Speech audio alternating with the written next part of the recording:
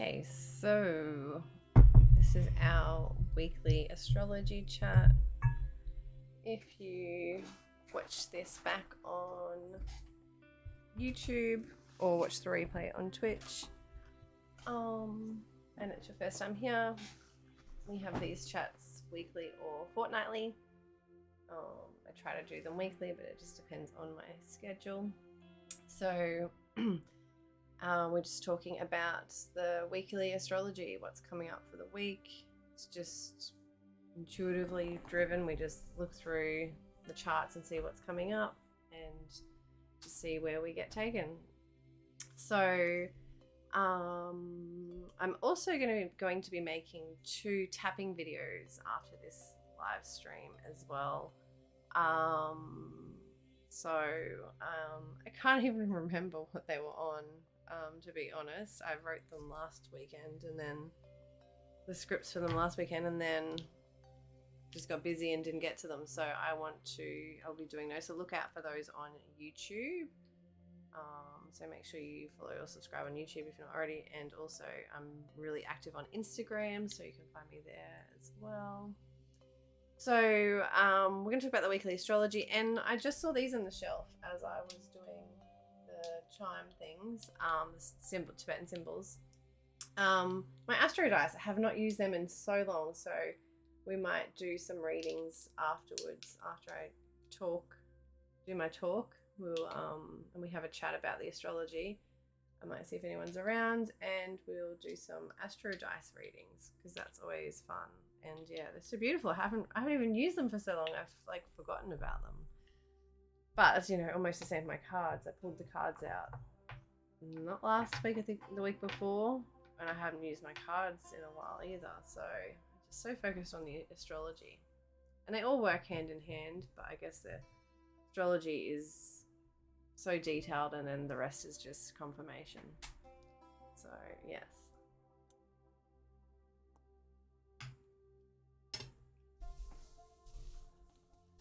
All right, so let's see where we are. So I've got the chart up. So where are we at today?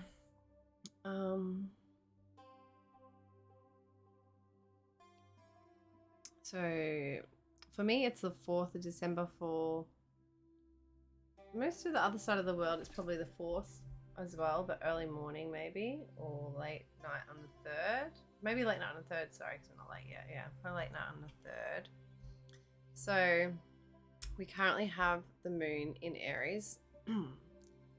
So we've just experienced the last moon transit, major transit we experienced was that new moon in Sagittarius. So coming up to 2 weeks ago, so about a week and a half ago.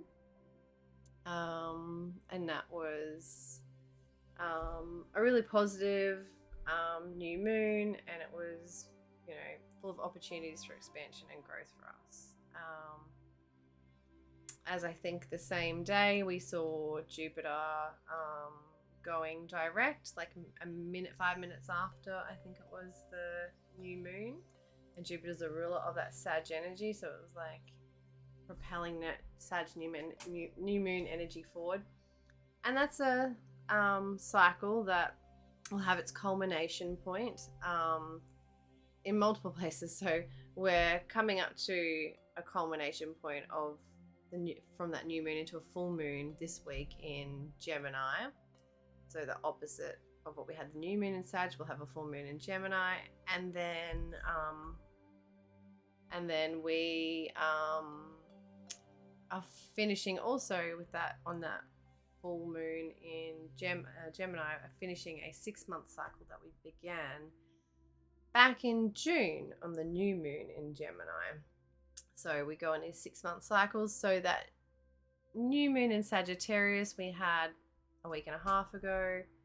The new beginnings, new opportunities, refresh, expansion, growth opportunities for exploration and freedom, and for learning, for expanding our minds, for setting new beliefs, for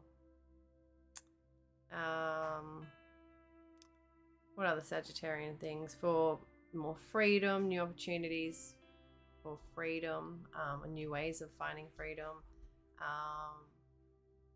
And maybe even for some people, new opportunities for growth through travel and through exploring other cultures and things that are new and exciting and different as well. So, and it's like, remember that Sag energy is all about the centaur. It's that half man, half horse. It can connect to like both energies of the human and the animal sphere, and it's quite intuitive in that sense and wise, and it's able to and it's also the archer energy, so it's like shooting its arrow towards something, and not all the arrows may hit the target, but one or some always do somewhere or something. So it's like that positive optimism, mystic energy comes from knowing that one of the arrows is eventually going to hit, sort of thing.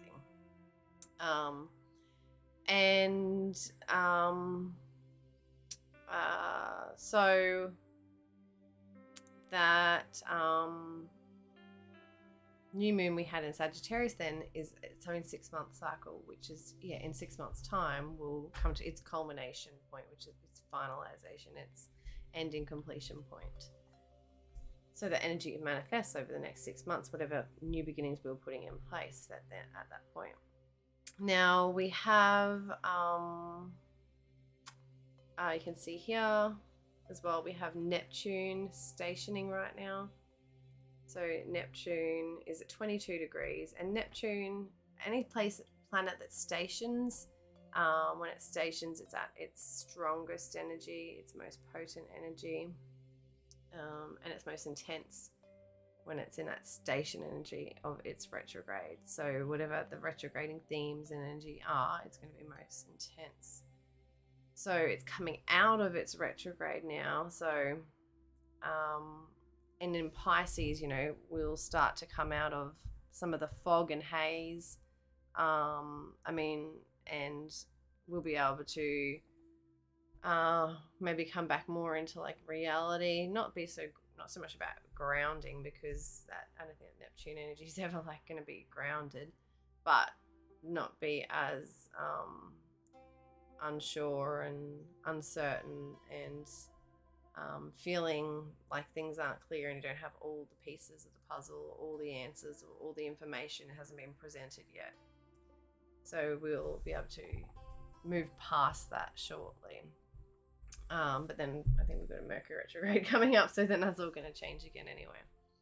It's always changing, and that's the good thing with astrology, is that you can see with the energies that they are shifting and changing all the time, and that things are cycles, they're not forever. And so things won't always be the same way in your life, or always things that are traumatic won't always be like so intense for you, or bring so much trauma necessarily, depending what it is and what's going on in your chart. But things have endings and cycles, and we can have we can go through a lot, but we can also see there's a light at the end of the tunnel, sort of thing. So okay, so the sun is still there in Sagittarius at 11 degrees. So that full moon coming up is created from the sun and the moon being in opposition, which means that the sun, being that fiery hot body that illuminates everything, is shining its light on the moon, which is helping to illuminate the moon and make the moon brighter. And it also is illuminating wherever the moon is in our charts, illuminating that energy of how we're feeling, how our emotional energy is being more intense and heightened during this time, and where our subconscious and our subconscious mind and our the other word I was looking for, our intuitive mind, all of that is like so much more heightened and able more to come to the surface and be seen, because the like subconscious subtle energies and stuff, because that sun is shining its light on them. So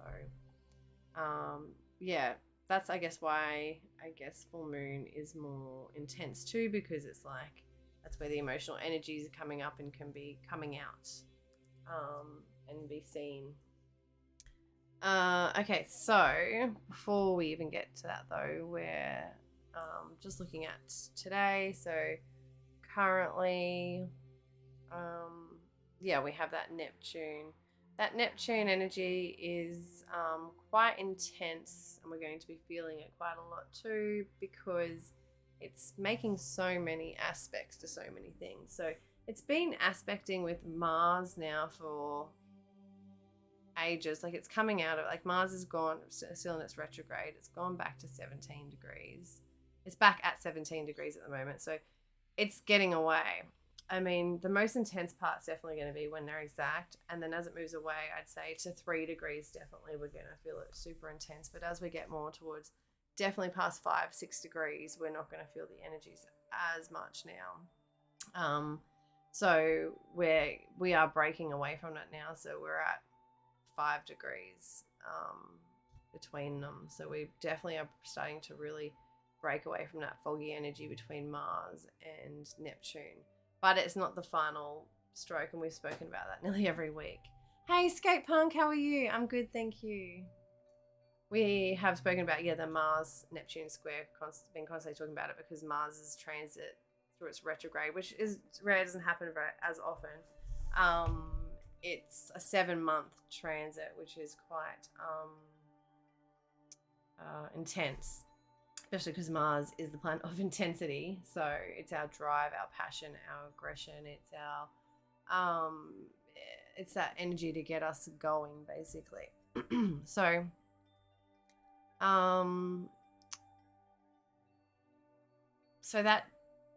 Mars is like pulling away now. So we'll feel less foggy in our minds, and with our planning and our actions and what we're supposed to be doing and where we're supposed to be going.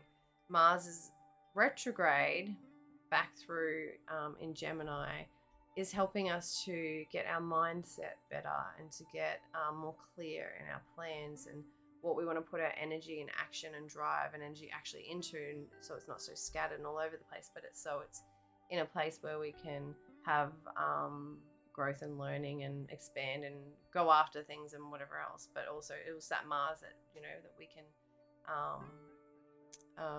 initiate and start and put energy into, and then take it forward and move it forward and lead the way with it. So Mars can now continue to finish its energy of preparing us and getting our mindset and all that right, while it's getting away from that Neptune for a bit and focus back on its retrograde. So our minds can start to feel a bit clearer, and we can start to feel more of that positive energy where we're not so not seeing things, especially with that Neptune. Neptune just is illusionary energy. It's delusions. It dissolves boundaries. It's doesn't allow us to see things clearly. It's rose-tinted glasses. So whenever there's a Neptune conjunct aspect with Neptune, we're always questioning. We need to question ourselves and question what's happening and going on around us to see if it's really what it is, or if we're not seeing things the way it is, or if someone's not being honest or deceiving us or not showing us something clearly. And it's also I lost what I was going to say too. It's also where we need to where we can over beautify things and see things like with rose-tinted glasses, see things like so that they're so beautiful and wonderful and like so romantic and so great, and like have so dreamy and so all of that, but it's not really like that. It's just an illusion, or we're being deceived, or we're deceiving ourselves, or something like that. Just working, listening to you give the... Oh, that's nice. Thank you. I hope you've had a good day. I hope you're having a nice weekend, even though you're working. So we're getting out of that square, but that Neptune is still making tense aspects. So the last few days, Mercury, you can see up here, Mercury is now at 25 degrees in Sag, and Neptune is over here at 22 degrees of Pisces. So Mercury's moving away from that as well. So Mercury's at about 3 degrees away now. So Mercury's pulling away and getting out of that. And Mercury is our minds. It's our mind. It's our thinking, our thoughts. It's how we learn. It's how we communicate and speak. It's our it represents like technology and things like that, but also like our and like electronics and things in our cars and short distance travel and all that, but also our I keep losing my thought because I go into something else. This is probably the Neptune energy affecting me. It's like so foggy. There's too many things like going on in my mind and I can't get them out. That Mercury is so people are not, and with Neptune and in that square, it's always going to be people not saying things as honestly, or what they mean, or making things appear, not nicer than what they are. So sweet talkers, that sort of energies like that, especially Sagittarius energy, and that Neptune and Pisces, but also,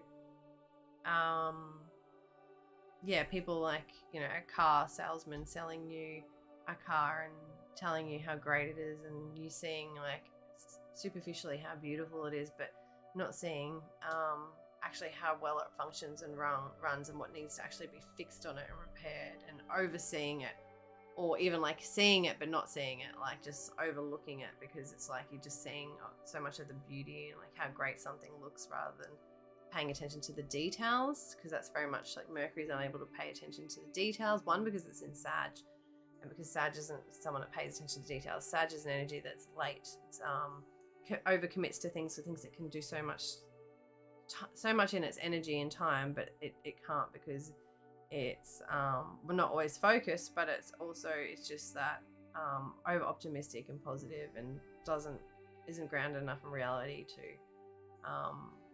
really see how long things take and stuff like that. So it's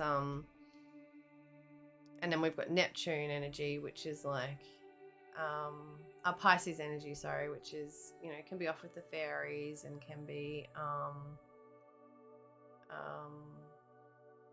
off in fantasy world and all that. So, we're not able to maybe communicate things clearly, or we're off in other worlds, or we're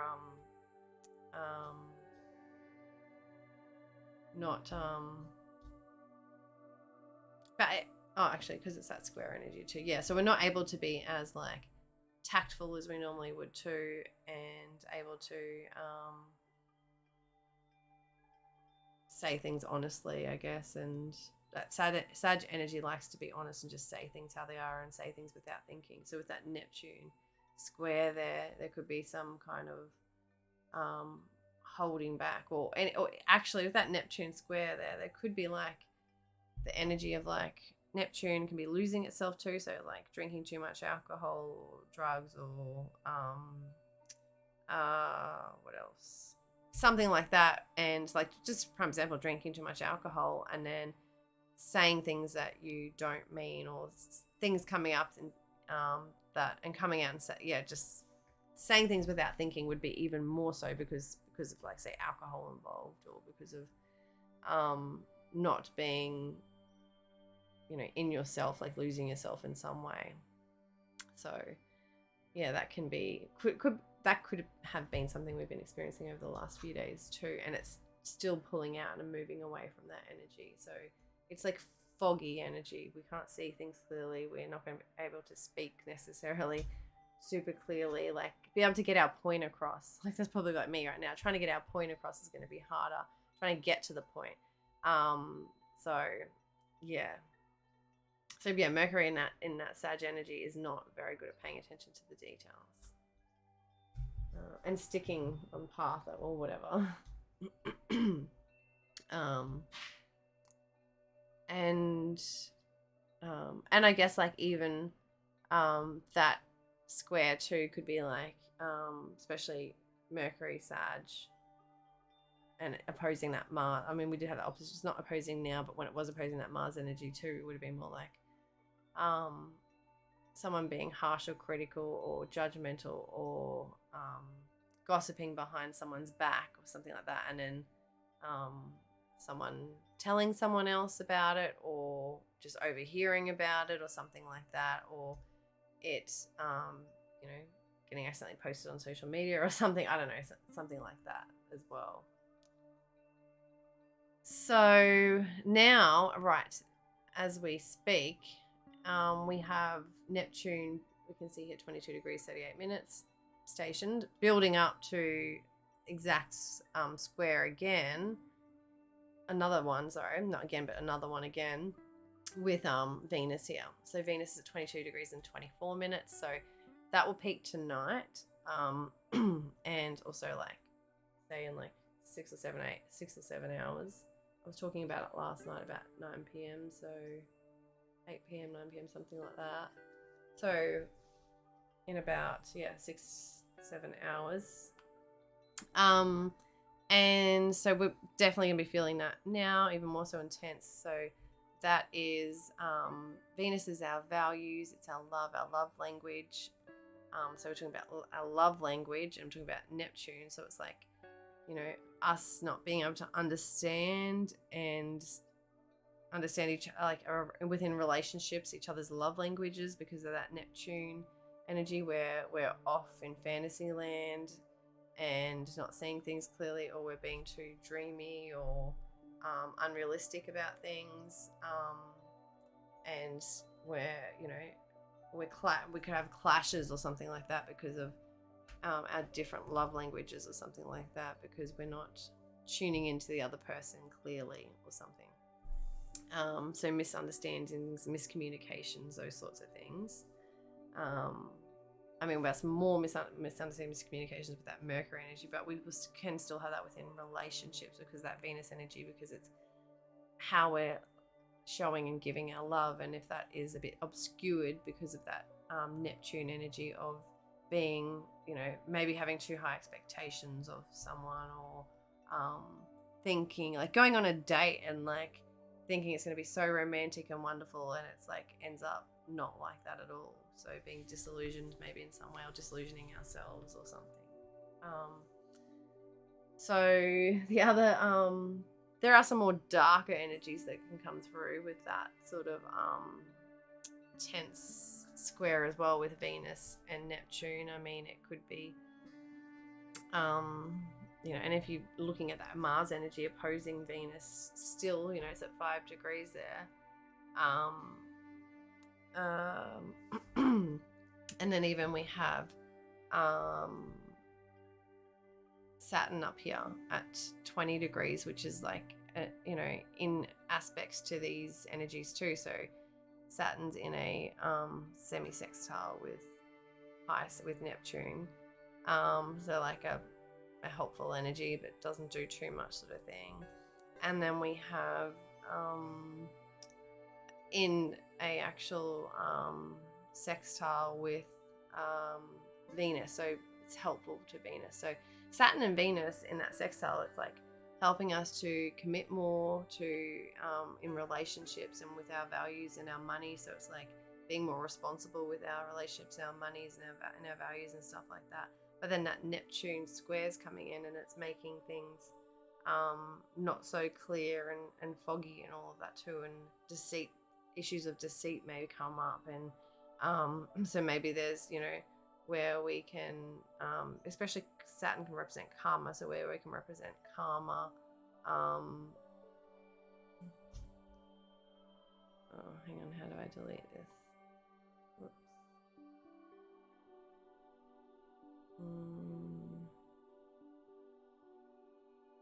Why can't I delete? I don't know how to work stuff on here anymore. Here we go. This thing in the way. Nope.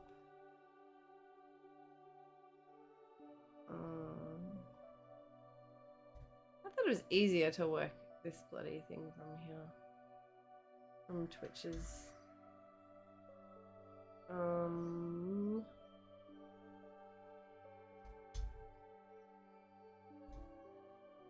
do I delete?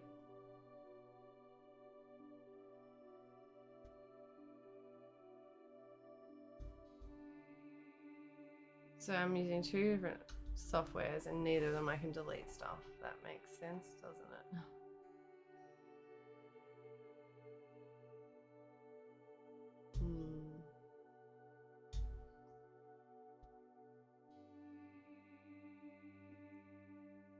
I just go to normal thing. I think I can do it.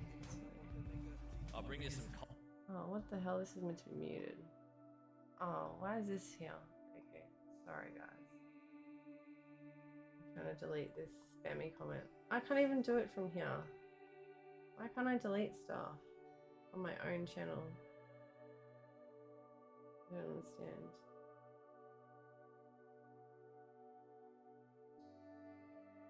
Oh well. Sorry guys, can't delete shit. That's retarded. Used to be able to do that. Stupid.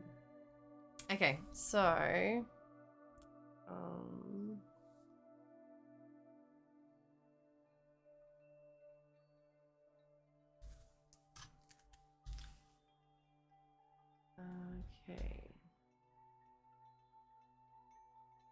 All right, so yeah, so the other thing is like again, so like Neptune can be like drugs and alcohol and not like losing your mind, and it can be loss as well.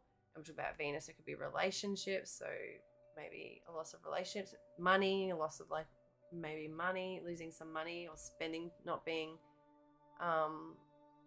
responsible, Saturn, and you know, wasting and spending money or something like that.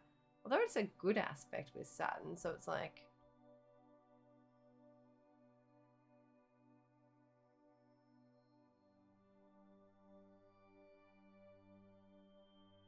I don't know, maybe it's like Saturn's there making sure that we don't overspend. Yeah. That Neptune can be like a letting go energy too. So it's like maybe letting go of old belief systems and, you know, old ways of like thinking and being, like where we're like, oh, only this way or only that way I'm going to be able, you know, like having certain expectations and standards, helping us to lose those, dissolve those in some way, that Neptune energy, so that we can commit more in some way. I guess that could be some, that's more of a positive energy, that square. But squares aren't always bad. They're just pushing us into action. They're making us take action, do something or take action that we might not have taken otherwise if we didn't experience that square energy.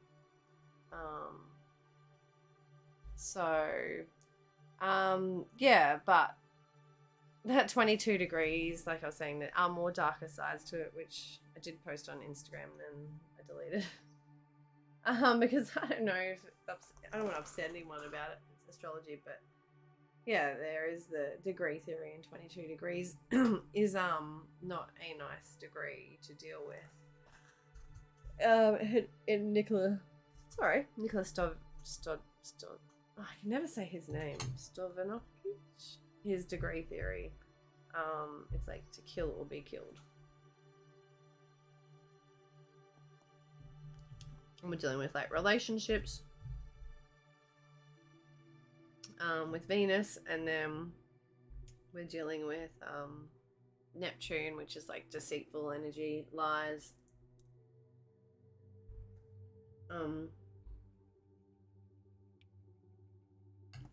Not seeing things clearly. And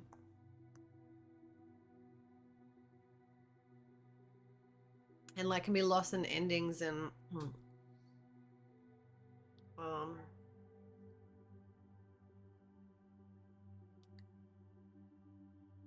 so maybe it's like some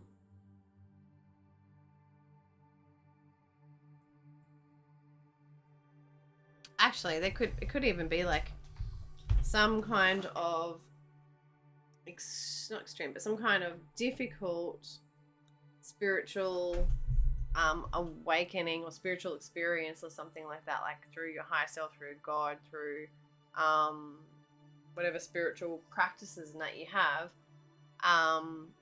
where a relationship or a money issue or something with our values pushes us into some spiritual action or something like that is off the back of you know, lies, deceit, not seeing things clearly, wanting different realities or something like that, and then that Saturn dissolving the boundaries we need so that we can take action and do something about it, instead of staying stuck in the illusion that everything's great or whatever when it's not. So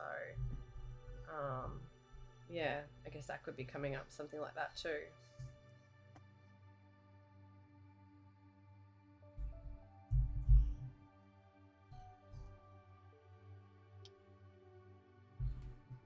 So if it's to kill or be killed, I guess you could kill your bank account. Spending too much money. Or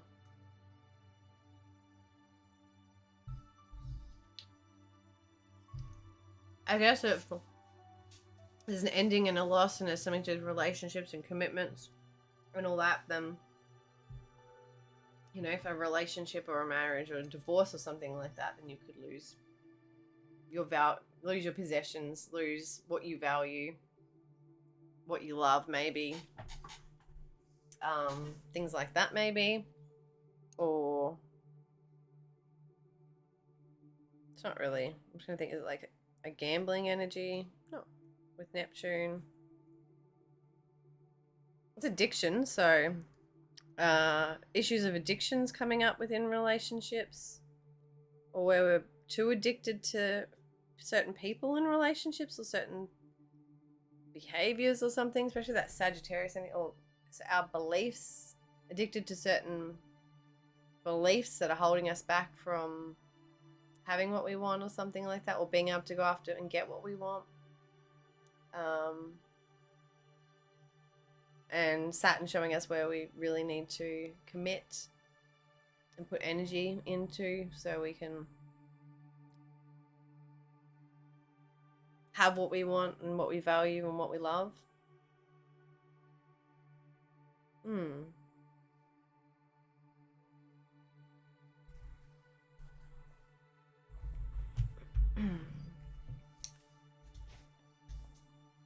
So yeah, so that Venus Neptune energy we're going to feel now, at least for the next probably 2 days. Let's just move the chart forward quickly. Yeah, at least 3 days or something, we're going to be feeling that energy still. So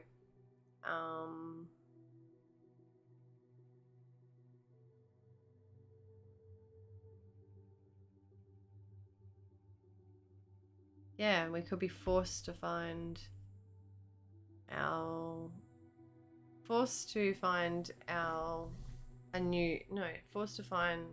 connect with ourselves and take some time away to rest and to recuperate and to be alone and to meditate and to heal, forced in some way due to money, values, relationships, possessions, and maybe needing freedom and space, and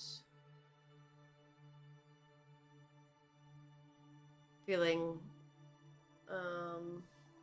like there are some boundaries that need to be dissolved, or some commitments or responsibilities that need to be let go of in some area so that others can be more committed to or put energy into in some way. So yeah, that's an interesting energy to try and work through and think about as well.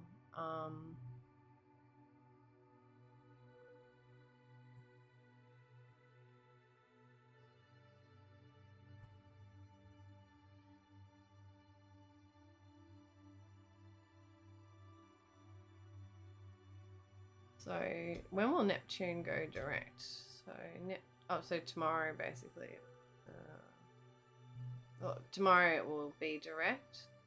Neptune. I mean, it could be today even happening. Let me just go, if I go back to hour. 3, 4, 5, 6, 7, 8, 9, 10, 11, 14, 15, 16. Okay, so yeah, it's happening overnight for me. So it's in the next 24 hours.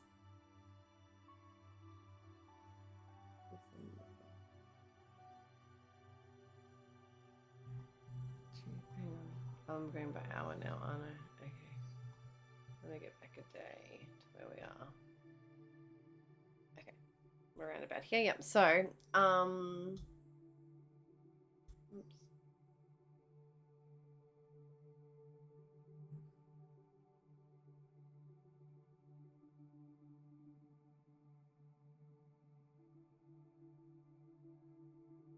Okay, I think that's pretty much enough about that Venus Neptune energy.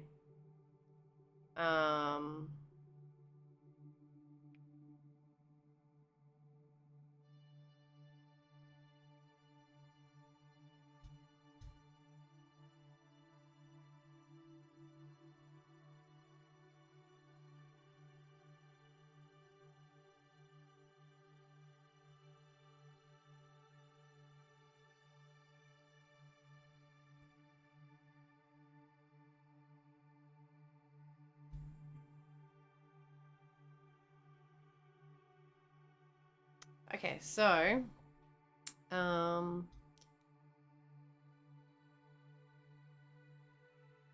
so that moon in Aries currently and is going to,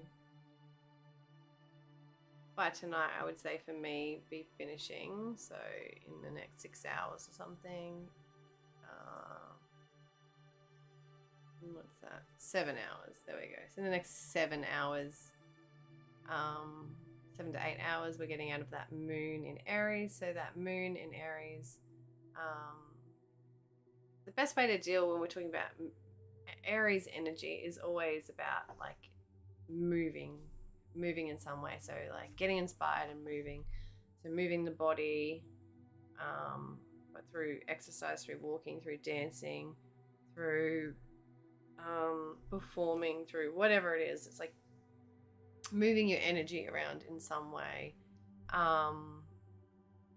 to get that fire energy moving around so it doesn't get stagnant and stuck. Because anytime we're dealing with Aries energy and it gets stagnant and stuck, that's when it becomes built up and tense, and that's when it becomes angry and aggressive and doesn't use its energy in the best way, in the most positive way that it can, for creation and for leading the way and for taking action and for inspiring and all that sort of stuff. So moon Aries, we can feel our emotions can feel more tense and on edge. We can feel a bit more reactive, a bit more harsher with our thoughts and feelings, and even communication, because if it's what we're speaking from our heart and speaking about how we feel.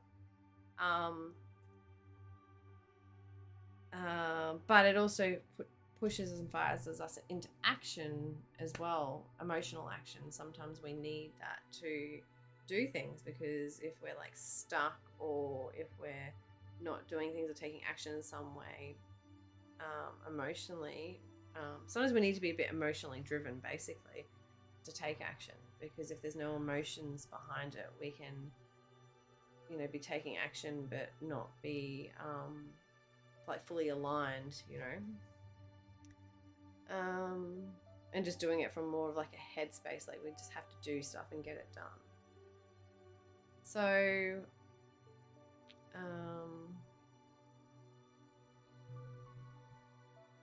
so the moon at 27 degrees there, and we've got Pluto, so it's in a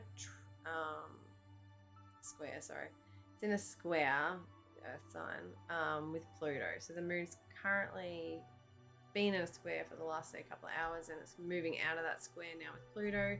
So that square with Pluto is quite intense with our emotions and feelings, so it can like trigger us, basically. It can be triggering, because talking about Pluto, it can be where the darker feelings and emotions come up, where we can sense more about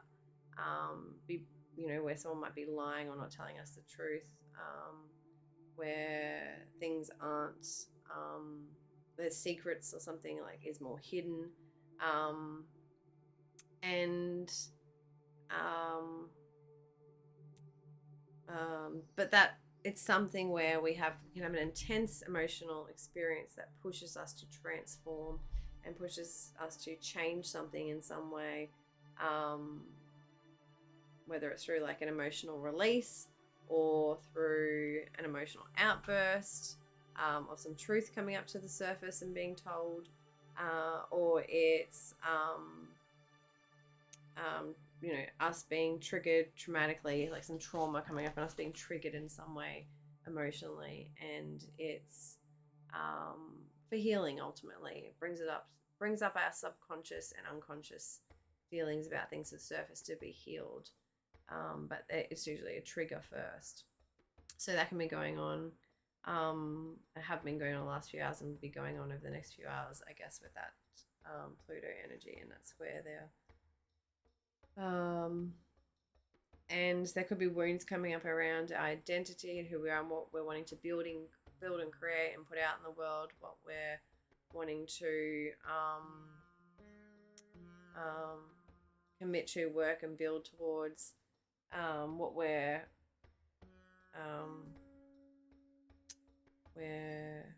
rebuilding as well, in a sense, and where we're stepping into our power. So there could be some power struggles too. So some darker emotions, feelings come up, and it makes us feel maybe disempowered or not in our power, or helps us to see where we're not in control, or where we've lost a bit of control, or emotionally losing control, or something like that as well.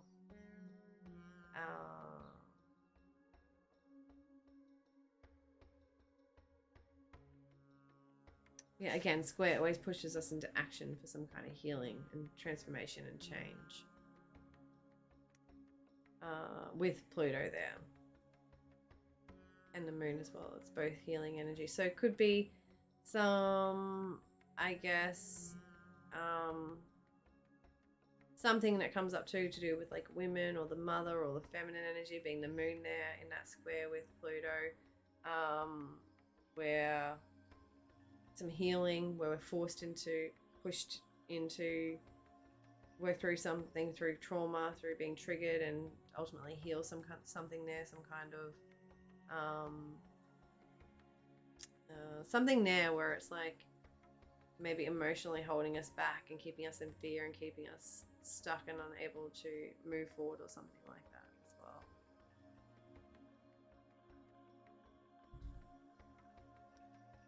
as well. So that moon will then move into later. So in the next, after the next 6 to 8 hours, whatever, into Taurus. And we'll have the moon in Taurus then for 2.5 days, which will then mean that the moon will pass over the north node and oppose the south node, and the moon going over the nodes can be like really good, especially for, again, it's like it can be like we can have an emotional release where there's an opportunity for us to emotionally tune into our future and our destiny and where we're going and what we're doing, and be in balance and harmony with that, and to see more, to be able to tap into intuitively to our destiny and what we're supposed to be doing and where we're supposed to be headed towards. And with that south node, it's helping us to get out of our comfort zone and move away and release and let go of something that's emotionally holding us back in some way, possibly. It's helping us to see as well, another point of view, another perspective of where we're playing it too safe, staying in our comfort zone, where we're not looking after ourselves and nurturing and caring for ourselves too, possibly, with the moon there. And that's like not allowing us to then be emotionally where we need to be able to take action and go forward, and build and manifest what we want and what we I just saw Uranus there too. What we want, what's destined for us, basically. Also, it can show where we're like being maybe like obsessive or too much, like trying to dominate or to manipulate, or and that Moon Pluto aspect can bring up this stuff as well. So it's almost like we're feeling that in that Aries moon, and then we'll start to feel it as we get towards the opposition of the moon and the south node. And it's illuminating where we're headed towards our future, our destiny, our fate. But it's also illuminating that shadow, which is that Scorpio energy, which is like what's holding us back in fear and keeping us where we're staying too safe in our comfort zones, in our past. So the past is where the past is keeping us emotionally stuck and we're unable to move forward. And yeah, those energies of like obsession and lying and maybe cheating and or not, more like secrets and stuff like that, and trauma and all of that coming up, like showing and illuminating those things so that we can see what needs to be healed so that we can move forward. So with Uranus there too, so the moon will hit the north node, then also hit Uranus. So the moon and Uranus coming together can be like emotional instability, especially in Taurus, where our emotions are feeling very unstable, or they become unstable due to some kind of situation that is shocking, that brings some kind of change that was unexpected. And that Taurus energy doesn't necessarily like change. It's quite fixed and stuck and stubborn and likes things to stay the way they are unless they initiate the change. Hi, Didgeridoo. How are you? Yes, that moon and Uranus can we can have emotional outbursts too when they come together. It can also bring some, especially the north node too, some kind of like exciting, unexpected energy and changes up to come through like women, through our mother, through us being a mother, the feminine, those sorts of things too. Or there's some kind of emotional trigger that shakes and stirs things up and to get us out of our comfort zone and unstuck as well. Uranus is always liberating us, so it's emotionally going to liberate us in some way. So something can be stirred up or something can be triggered in some way to push us to evolve in some way, because Uranus is always wanting us to evolve. And if we're talking about Uranus being the high octave of Mercury, it's always more about that like communication through the divine channel or through like the higher realms, or like not so much the higher realms, it's more Pisces or Neptune, but like through communication that is from like our higher self, or from divine intervention messages, something like that. So with the moon and Uranus coming together, it's where maybe we might get some information or some communication or something like that is shocking or that is unexpected, or can be exciting as well, but it usually like it's to change or shake or stir things up in some way to liberate us. So the moon and Uranus coming together in that north node too could be some kind of feminine energy or some kind of energy for women, where women are liberated in some way, especially that Taurus energy. They're ruled by Venus, a feminine revolutionary energy in a way of healing the past and the past wounds, that as things that are holding us back.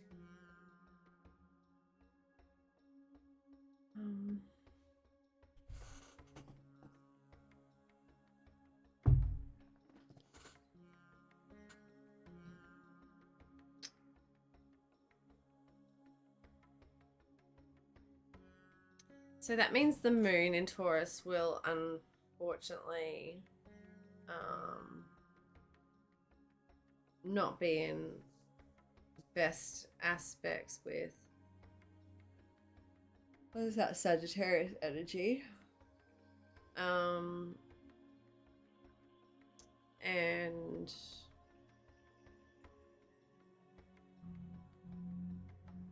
but it will make some nice sextiles to all that Pisces, to the Pisces energy. So once the moon moves through Taurus, so let me just see what's else. So a nice semi-sextile there with Mars,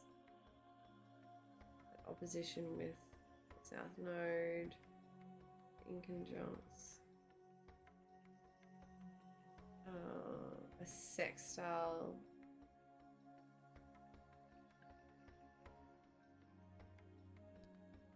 and a square with Saturn. Okay. But we're going by hour now. I need to go by day. So the moon will be in its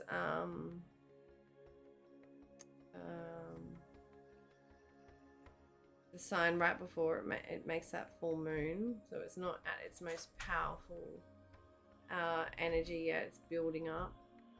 But that Taurus moon energy, once it passes that North Node and Uranus energy we just spoke about, it will shortly after, like half a day after it must be, it starts to square with Saturn.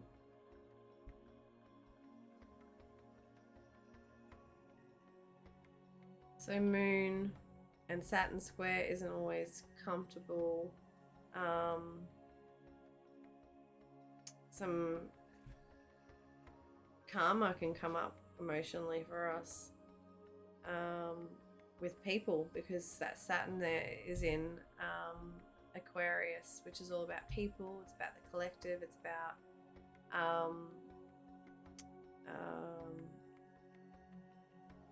you know, where the collective is evolving to, basically. And yeah, that Saturn energy, that moon energy in Taurus. So maybe, you know, what we're building, what we're emotionally putting our energy into and working towards and building towards, or what we're emotionally committing to, is not in alignment with other people in some way. There's some kind of not combating energy, but there's a squaring energy where it's like we're coming up against, you know, a wall, or we're coming up against, you know, we need to detour in some way. We need to learn a hard lesson. So some kind of hard emotional lesson with other people around money, around our possessions. There could be some kind of, you know, harsh aspect with around those things, so around our values, our money, and all that, with authority figures, with, you know, people, governments and institutions and things like that that are running the collective and running the people. Some kind of harsh aspect when it comes to, yeah, our possessions, money, finances, maybe, yeah, those sorts of things, what we value.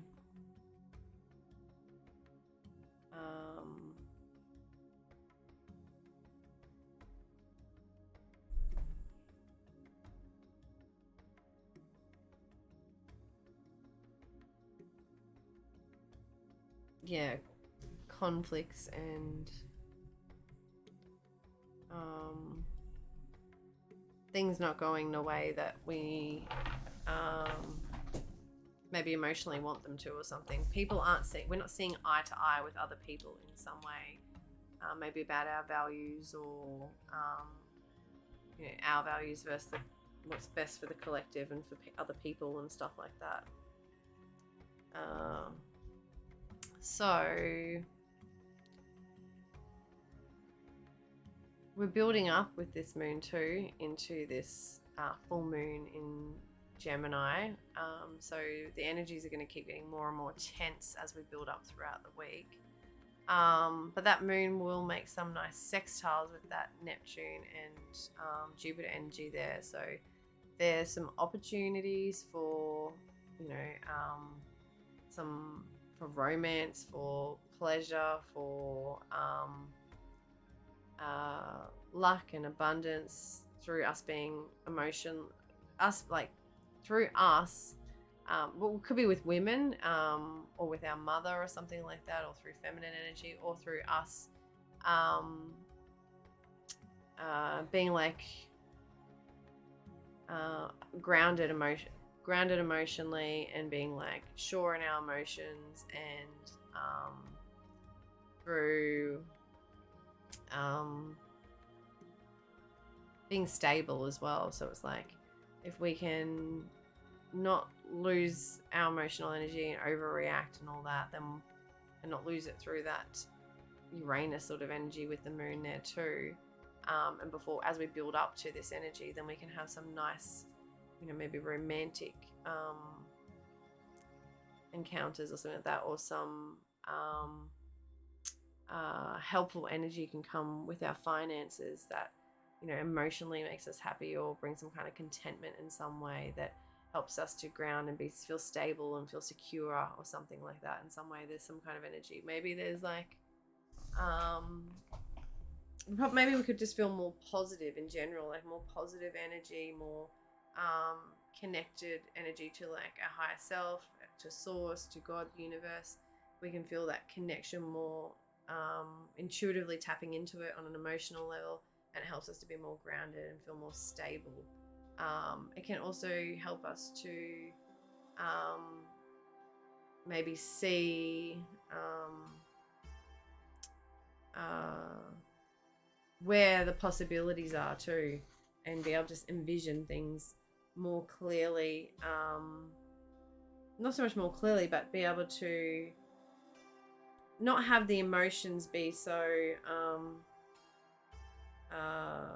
in the way of like being able to have what like we emotionally need contently, and what our heart really desires, in a sense.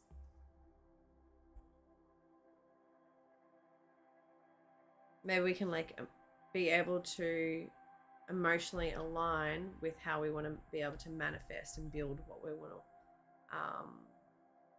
want to build and work towards. That Taurus energy is all about building and manifesting, because it wants security, and it wants to feel safe and valued, and wants to feel self-worth and confidence. So there could be something that comes up too with like our self-worth and our confidence and our skills and abilities, and how we can, maybe have some opportunities with those to, opportunities there, or again, it's like us being able to tap into our dreams and into envision and see where we can be able to be more emotionally stable as well. So it's like through our self-worth and our confidence, we're able to be more emotionally stable, and able to see the future and envision things more clearly in some way, without getting lost emotionally, and not feeling safe and secure and all of that, and feeling worthless. So it's like by connecting with our spirituality and with like God, the universe, with our higher self, we can tap into that energy and feel more emotionally secure, and see the bigger picture, and where not lose, it's not so much lose ourselves, but not get stuck in our energy too, with that moon in Taurus, stuck in our emotional energy, that we're not able to envision and see what is possible. And it's like, can be really creative energy too, where we're maybe emotionally able to creatively express ourselves more in some way. So that moon, let me just go forward a day, is then going to move into Gemini. So we're heading towards that full moon We go forward. So while that moon is in Gemini, it's going to oppose everything in Sagittarius.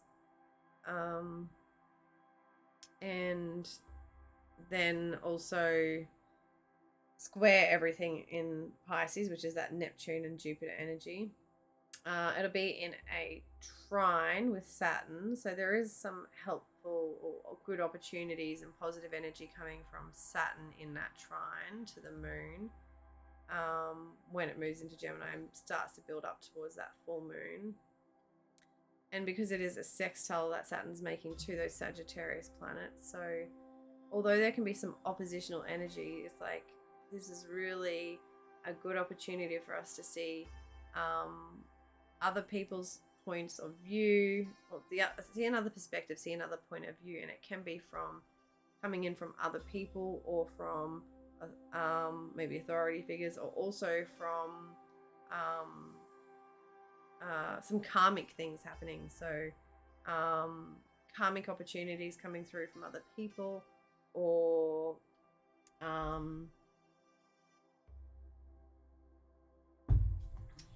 us being it's a culmination, completion, ending point too. So that Saturn there can be us being rewarded, or us being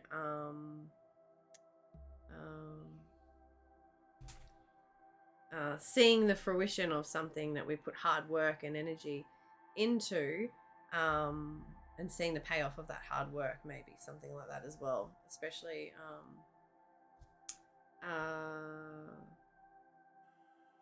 because it's like that positive aspect with Saturn too. So it's, you know, through our hard work and commitment, we're able to see the opportunities that can come through or will come through because it's completion energy and ending culmination point of that full moon from that 6 months ago in Gemini. So it's like if we were doing the hard work and we've been putting in the effort, we've been showing up, taking responsibility,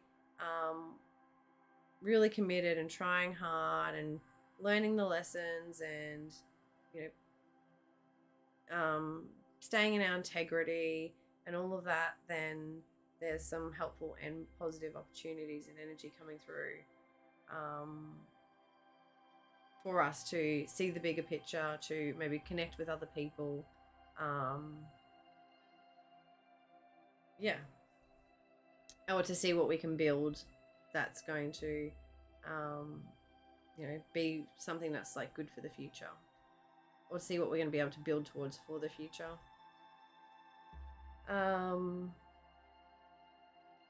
So that moon in Gemini. So the moon in Gemini is more of a erratic energy. It's a bit more anxious. It's a bit more like the mind can be all over the place thinking about so many different things. Speaking, like, can be a lot of like different conversations about how we're feeling and how emotionally everyone is feeling, because it's like that talkative energy. It wants to communicate and speak and talk and share information and all that too. And with that Mars there, so the moon and Mars coming together, it can be an energy where we're just going to say things that's going to come out. We want to talk heaps, we want to communicate heaps, we want to speak heaps, we want to write heaps, we want to plan heaps, we want to overstimulate the mind basically, and the emotions and feelings is going to be very overstimulated with that energy. So if we move forward another day, we've got the moon at 14 degrees and Mars, moon at 14 degrees, sorry, and you can see that Mars are at 16 degrees. The sun is at 15 degrees, so to create that full moon, we need to,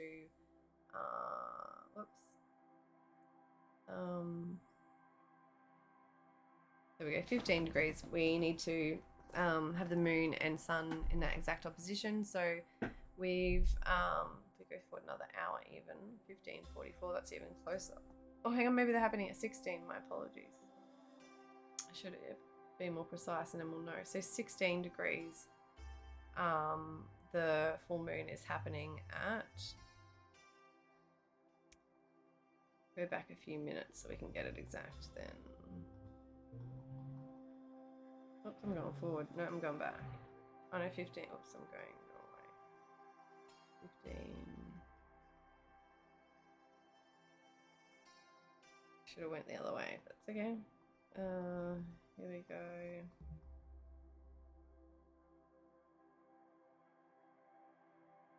So 16 degrees and 1 minute is exactly where the full moon will be. So we can see up here we've got the sun at 16 degrees, and then we can see we have the moon at 16 degrees. So I haven't eaten much today, so I need to eat.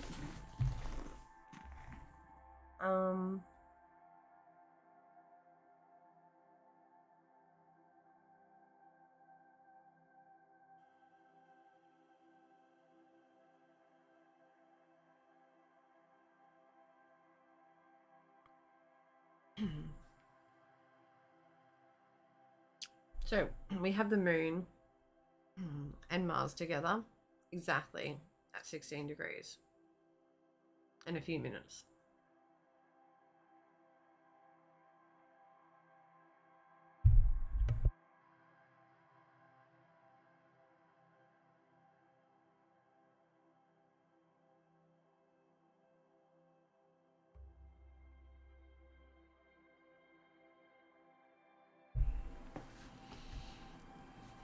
So that means Mars and the Sun will be in an opposition.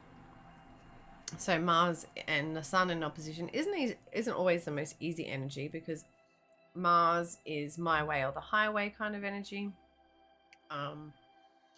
And the Sun is it's especially in Sagittarius, it can be a bit more righteous, and it's like it thinks it knows everything. It wants to go its own way as well. It wants to go whichever way it wants to shoot its arrow. It doesn't want to really be tied down. So we've got that Mars energy being in an air sign, so it's fire, natural fire energy is being fanned and aired to be even more fiery in a sense, in that Gemini energy, a bit more erratic, like that can be going anywhere. The opposing that Sun in Sag, which is wanting to do things its own way and create its own, explore and find its own way and path. So in a sense, it wants to have growth. It doesn't want to be tied down and that. So those two energies in opposite energy can be a bit intense. So we're finding it hard to maybe see other people's points of view, especially the moon and Mars together can be emotionally reactive. So this is definitely where, again, energy can become up where our egos are triggered and we emotionally say things that we don't mean.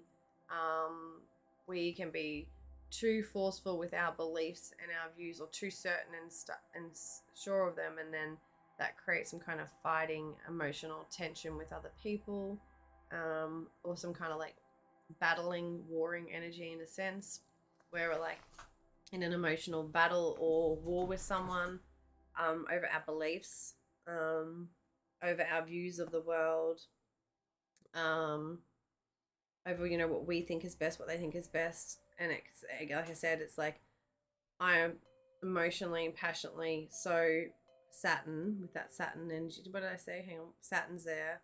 Oh, Saturn is there too. Of course.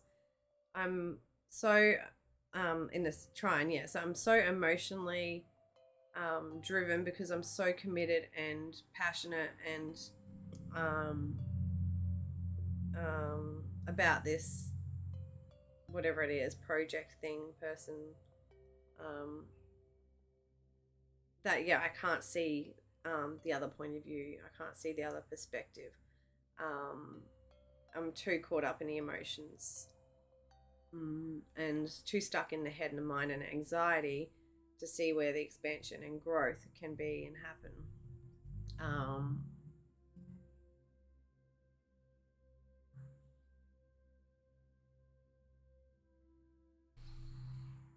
So this could also,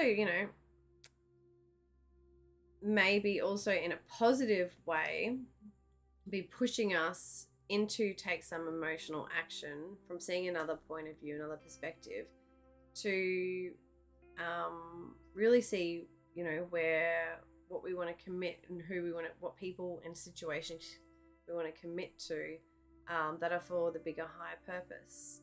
So it's like seeing things from another perspective for the bigger, higher purpose, for the benefit of everyone, for the collective, so that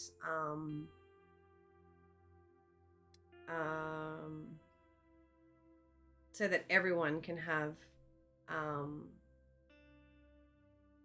so everyone can be emotionally balanced and in harmony or something in some way. So so everyone can be happy and positive and jovious and joyful and all that positive, happy Sagittarius energy. There needs to be some kind of emotional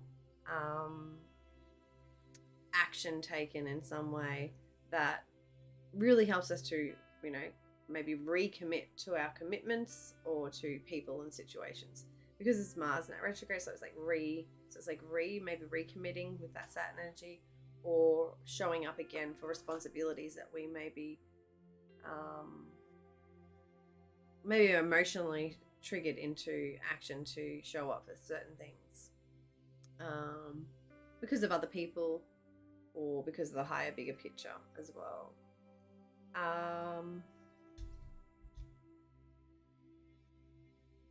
So the sun is giving us some kind of, so where the sun is in Sagittarius in our chart is where we're able to find some some happiness, some fun, some vitality, some joy.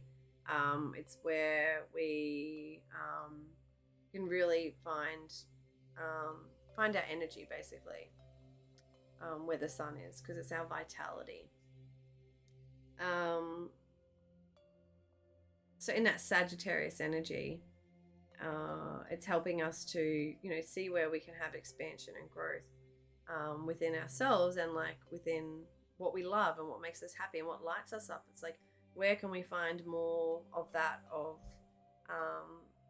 where can we emotionally tap into that energy more of being able to be more optimistic and positive and all that, and not so stuck in it's my way or the highway as well. So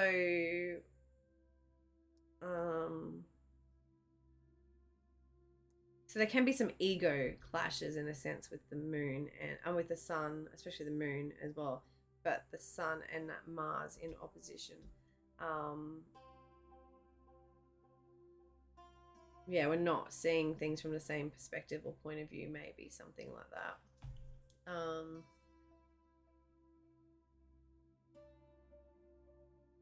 Yeah, so Mars, so again, it's that reactive energy, and I've been saying that for like the last few weeks. It's like not being reactive and overly emotional and letting the emotions like drive us, because that's what it'll be, Mars and the moon together. It's like letting the emotions drive us, being emotionally driven, letting the anxiety and the stress and all the things, overwhelm of everything going on, get to us, and then we lash out or something like that, or say things we didn't mean, or cause some harm that will later on regret or something like that.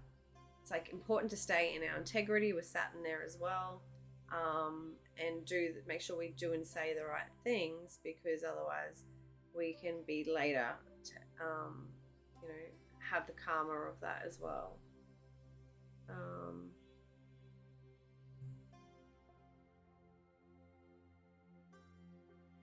So, oh, it's raining. So that energy too can be about marketing and social media and speaking, communicating, and all that too. So all that media and all that stuff can come in too, where we don't want to have emotional outbursts like on social media or with people on social media, or to do with our marketing. But it can be a good time for us to be more emotionally direct with people as well. And maybe other people don't necessarily like what we have to say, or aren't on the same path, or see things like, because it's that Sag energy, but they've got different beliefs. But it's an opportunity for us to get it off our chest, maybe, as long as it's not harming or hurting anyone. But hopefully we can stay in our integrity, because Saturn's there providing a helpful energy.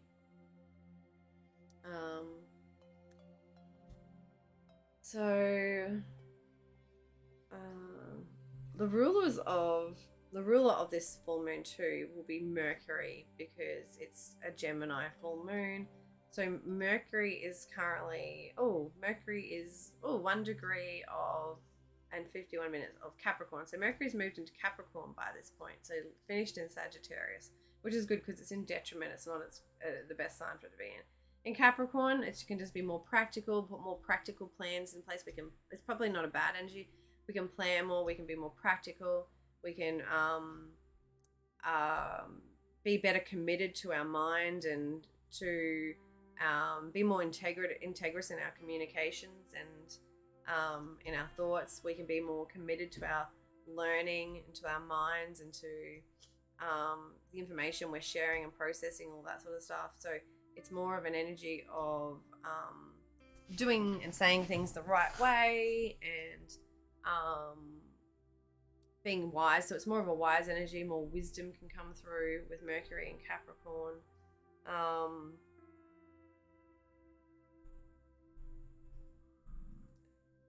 What is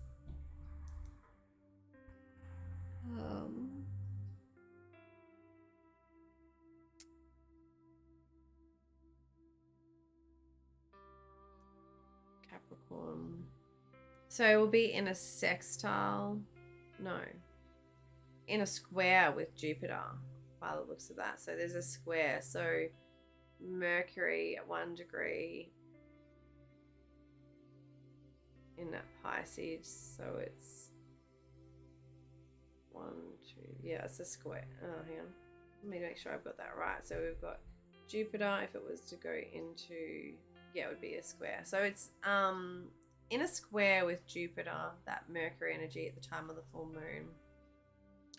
And Jupiter is the ruler of that Sun energy too, which is interesting. So it's in a square. So these two rulers are in a square of the Sun and the Moon during this full moon are in a square, in a tense, conflicting energy where we're having to detour or to go another way, or maybe those harsh cutting words means that we have to go another way, take action in another way. It's maybe a setback in our plans and where we where we thought we were going and what we were going to, the abundance and opportunities we thought we were going to have. There could be like a setback in some way, or we need to detour and try a different spiritual path or something in some way, maybe too.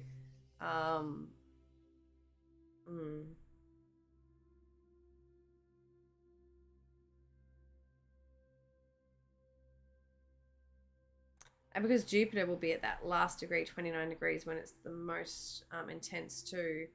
I think I wrote a post about this too on Instagram saying it was like miracle energy, like us really tuning into what miracles are being presented and offered to us around us. So it's like that Mercury energy, our mind, our thoughts, our communication and all that is we're having a setback or having to detour in some way, or we're not able to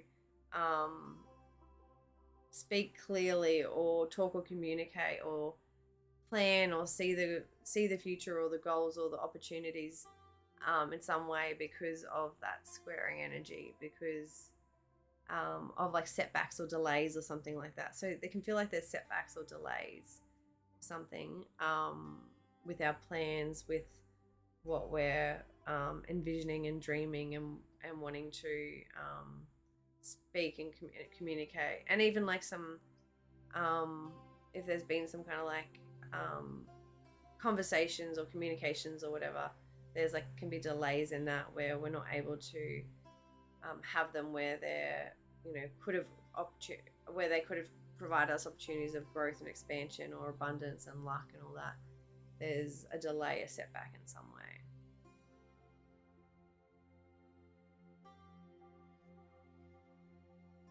And to take a different path to what we thought. And maybe it's like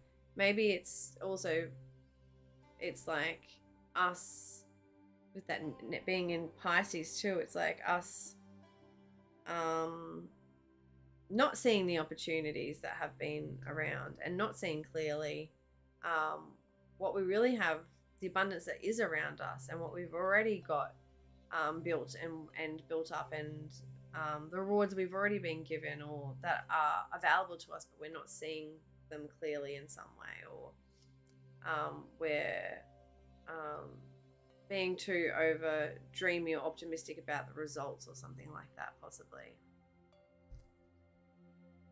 Which could be causing that emotional tension then for us to react and want to take emotional action that's not really thought out or planned well. It's more ego driven and reactive to other people's beliefs and our beliefs not aligning or something like that. Putting a damper on our fun, our play, our freedom, our happiness or something in some way. Our creativity. So our creativity being dampened or something in some way, or not being appreciated or seen by others or something like that.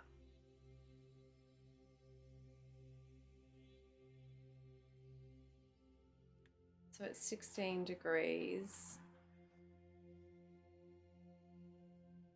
It's really...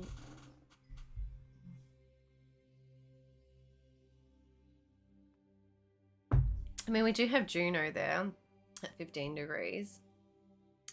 But it's in that square energy.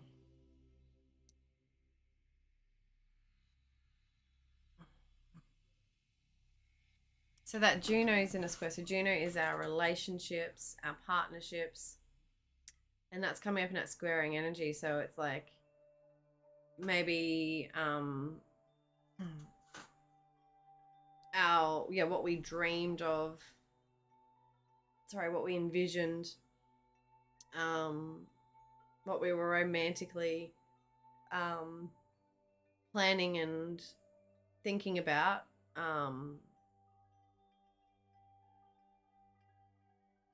Doesn't come to fruition in some way, or we can't see it happening, or we're stuck in our overthinking or overwhelm or something like that, and we're not able to see the opportunities and the possibilities of what's to come. Or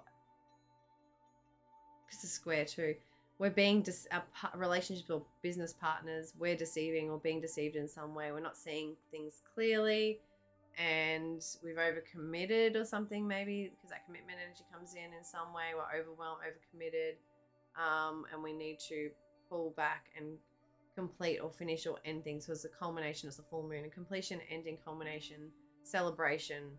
So something needs to come to an end, to finish. Maybe it needs to detour or finish earlier than what we planned or thought, our plans or what we're working on, our projects or something like that, where something has to end sooner than what we thought, maybe.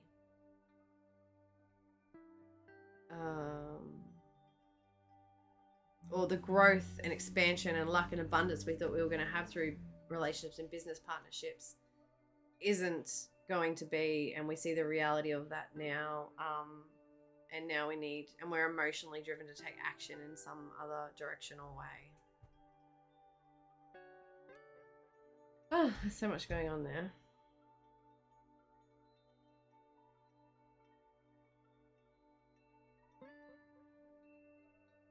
But with Mercury in Capricorn, that's where our thoughts are more practical. We're more, we are more in our integrity when we speak and we communicate. We're able to, better plan, and we're wiser. We're much wiser when that's the mountain goat. We're able to, put our thoughts and our mindset can be more geared towards us being able to see how we can climb the mountain, how we can build and achieve something. And then our communication and our speaking is going to be more Saturnian-like, so in a sense of being more cringy, for one, because Capricorn energy talking about cringy, so cringy conversations and talks and all that, but also more traditional. So it's like having better manners and being better with our speaking, communicating, being more having more manners, being more polite, maybe, or like I said, more in our integrity and stuff like that. Also,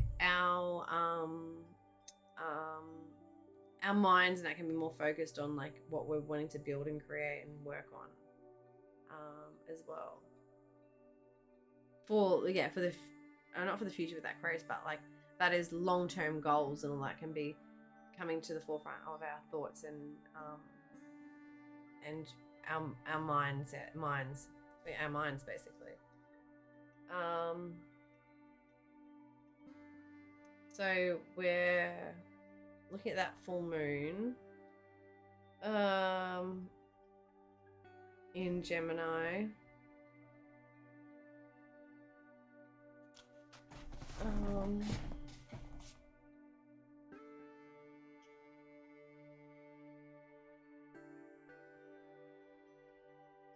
Because with Mars too, it just gives a whole nother, it gives that Aries aspect to it, you know.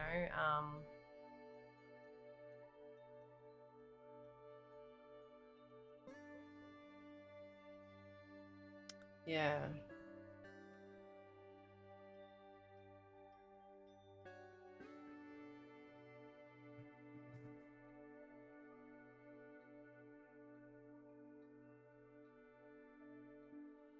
So like the positive and good things too with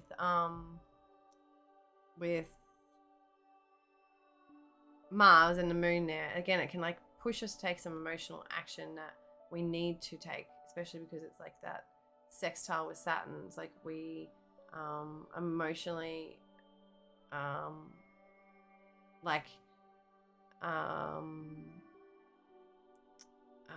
say that Sag energy wants that, and that Sun wants that freedom and wants that space, so we're able to emotionally take action around our commitments to create that space, so that Sag can have that freedom that it wants.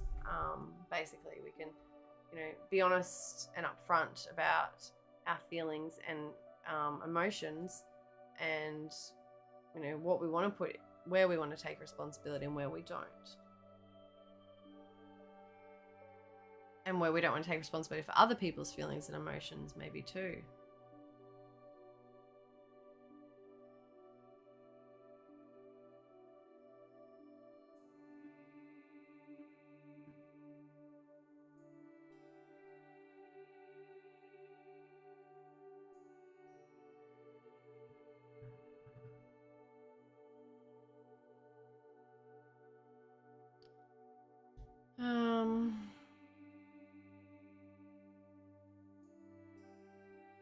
Yeah, Neptune stationing is definitely not a good time to make a video or to talk about astrology. But anyway, so let's just go forward.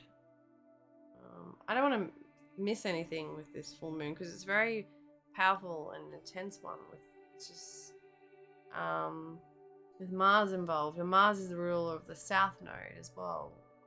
Remembering that, and that South Node, I'm coming to a completion and ending point with this full moon. That South Node is all about the past and releasing and letting go of what's no longer serving us, holding us back, keeping us in our comfort zones, and not enabling us to move forward towards our future, our destiny, towards the North Node.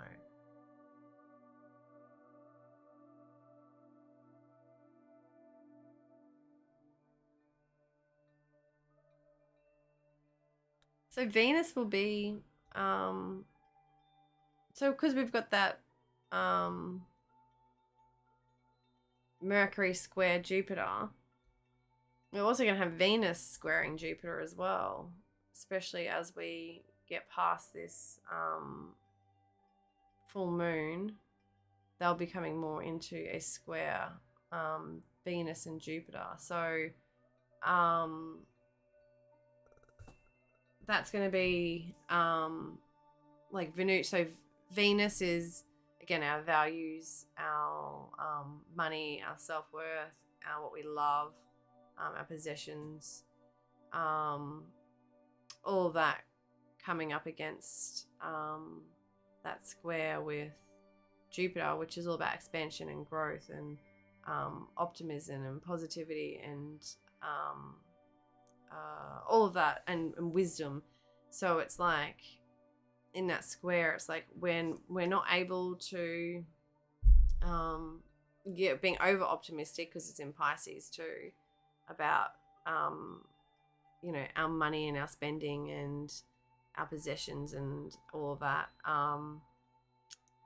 especially with that Sag energy, because Sag energy is not very like cares about responsibility and like, you know, having heaps of money and having heaps of possessions, having heaps of things. So it's like where we can maybe be deceiving ourselves and not seeing things clearly, being too optimistic and positive that maybe we're going to have a constant flow of money or something like that, but from not really doing the hard work and putting effort in and saving and taking responsibility for our money and stuff like that. Or again, it could be our relationships, like thinking that our relationship is going to be all fine and dandy and great and you can go be free and do whatever you want without having to actually commit and be responsible and put that energy and time and effort in, and thinking that everything will just be great and work out, that sort of thing. Yeah.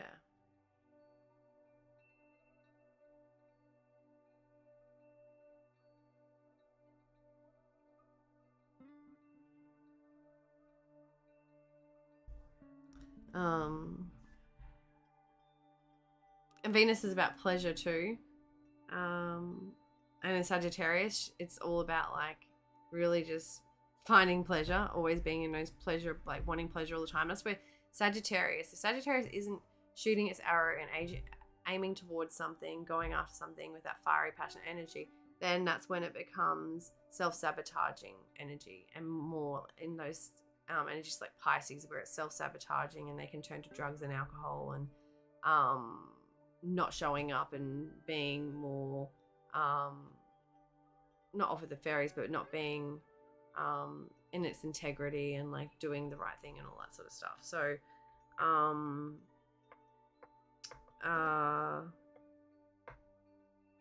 yeah, so it's not using its fiery, passionate energy in the right way, so it can be detrimental to itself.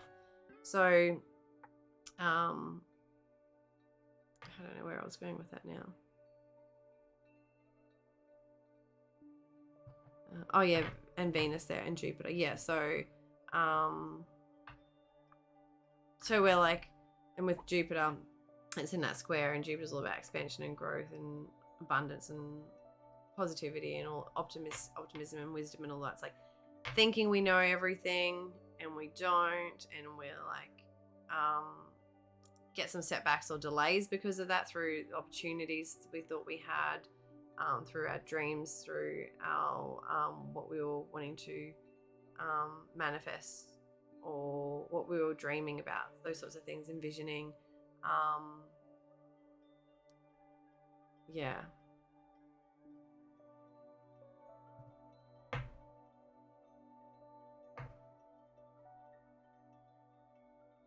And maybe having like too high expectations of relationships and of for romance and all that sort of stuff as well, maybe too.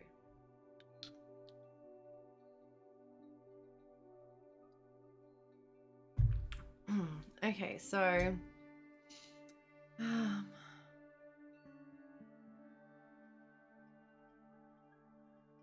so that moon will be opposing Venus then on the 9th, so the next day after that full moon. So the moon in that opposition with Venus is again us feeling oh, hello Stephen Alcorn, thanks for the follow. Us feeling again some kind of fighting oppositional energy between how we feel, our emotions, our feelings, between us and our subconscious mind, all that, versus what we value, our relationships, what we love, where we find pleasure. So it could be an energy where we have that some maybe like some really stimulating emotional conversations that bring some pleasure and excitement and all that, but it's through like intensity, through intense discussions and communications maybe, or through us declaring or showing some kind of like emotional information, or seeing someone else's perspective emotionally. Maybe that's what it is, seeing someone else's values or emotional perspective or beliefs, seeing it from their point of view, from their emotional point of view.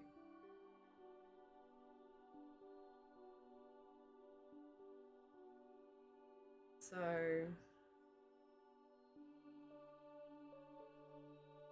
that moon will also, square that Neptune and Jupiter energy. So it's just very tense with all this Neptune. There's all this energy and all these squares and everything with Neptune. We're just, it's very foggy. We're not able to see things clearly. It's very rose-tinted glasses. It's like being really having a lot of faith and optimism that's like not really, that's really just about dreams and like not practical sort of thing. So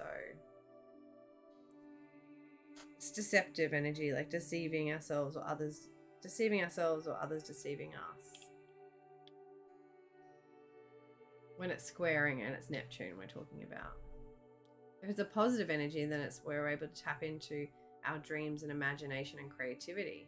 But in that square energy, we're maybe forced to tap into that in some way because of some external pressures or some kind of event that happens that pushes us to take another direction or go another way or detour in some way.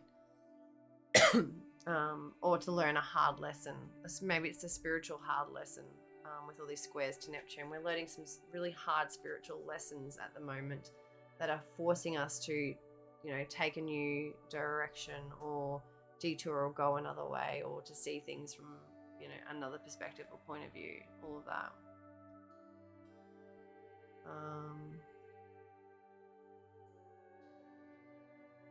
Especially with all the Sag energy too, it's definitely like being able to be open to other people's perspectives and other people's beliefs and what other people have, other people's wisdom, being open to other people's wisdom and what they have learned and gathered throughout this lifetime.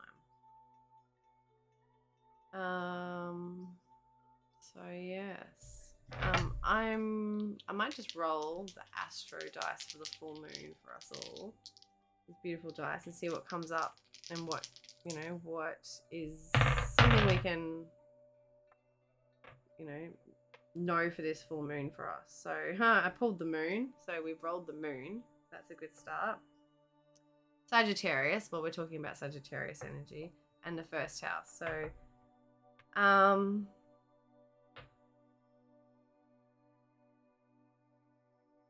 So, okay, let's talk through this. So, moon in Sagittarius in the first house is all going to be all about our emotional beliefs, about who we are, what we're doing in the world, what we're about, how we emotionally feel about ourselves, and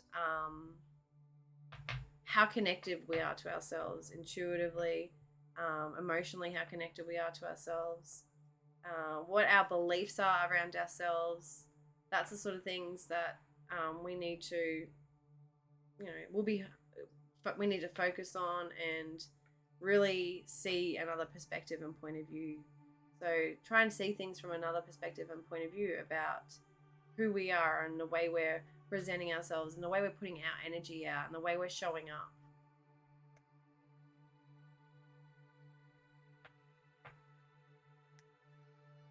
And being optimistic and positive about being emotionally optimistic and positive, and being excited emotionally about us and our lives and what we're doing and what we're wanting, and the way we're coming across, like day-to-day stuff with the moon. Moon's a day-to-day as well.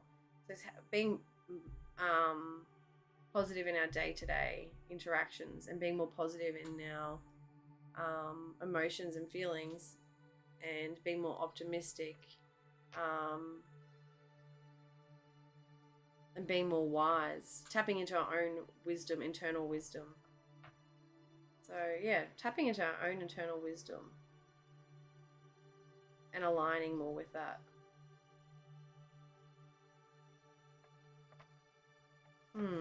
Interesting.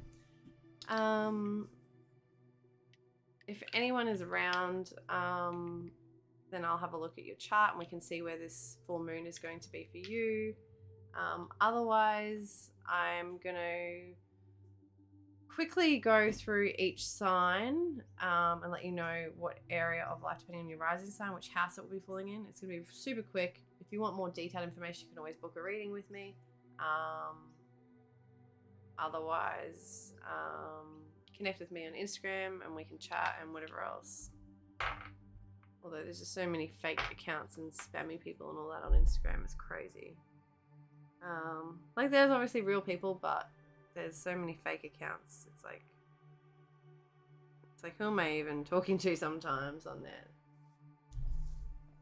Anyway.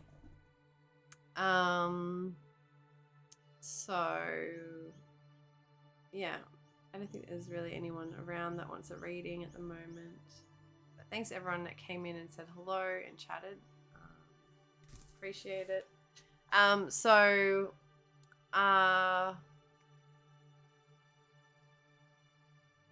Okay, so I might just go through for each sign quickly where what is the date? So we've got working till the 10th, 11th.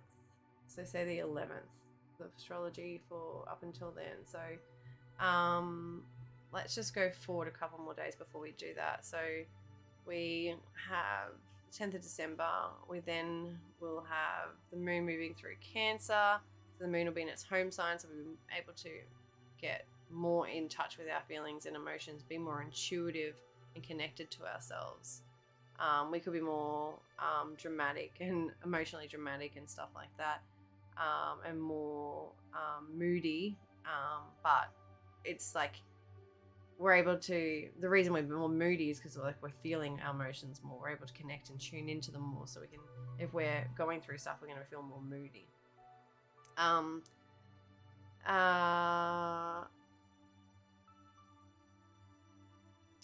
was I going to say? Mars down there. So Jupiter's still at 29 degrees. And then we have Venus up here that's moved into Capricorn. Wow, exactly 0 degrees at that time. So Venus moving into Capricorn is going to make us more practical when it comes to our relationships, our values, our self-worth, our confidence, our possessions, all those things. It's going to, it's like more, when Venus moves in, Venus and Capricorn is like we're more traditional in relationships, and like, you know, we want the more traditional things. So it's like, you know, the man opening the door or something like that, or, you know, us being courted and stuff like that, like a female being courted by a male and stuff like that, or it's just like more traditional, more in our integrity. When Venus moves through Capricorn too, we're like more in our integrity. We're able to be more responsible within our relationships, more responsible with our money and finances, more practical. We're able to get more, especially Mercury, they're more organized, and we're able to see where we can commit more and show up and put more energy and time and effort into what we value. We're able to commit more to what we value, to what we love, and show up for it better.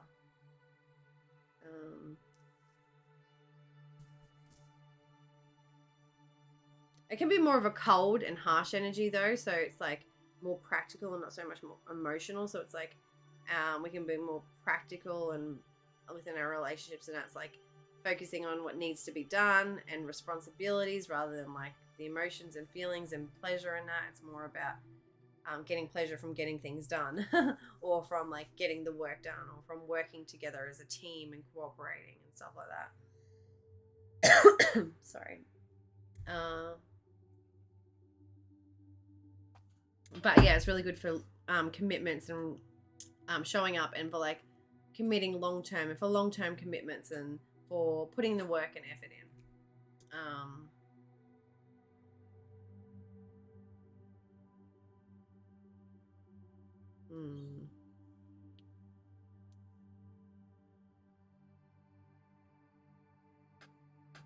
Okay. Sorry. That sun's at 18 degrees of Sag.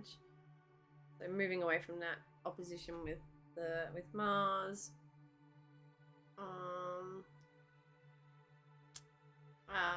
Making a sextile, coming into more of that sextile with Saturn, where we can, you know, feel more happy and have more fun around, you know, with other people around, you know, the things we're committed to and what we're doing and showing up for. We can feel good about it. We can feel happy about it. We can feel more joy from the hard work and efforts that we've been putting in, and for the things we've been working towards and going after.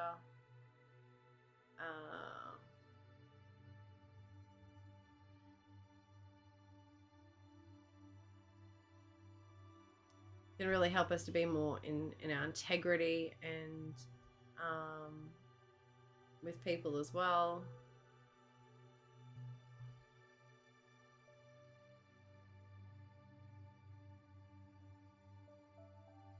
It can help us to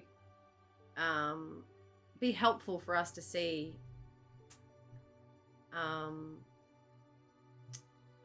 what joy and love and happiness and all that can come from things that we're showing up for and committed to, and the people and the higher aspirations and that we're working towards and feeling optimistic and positive about.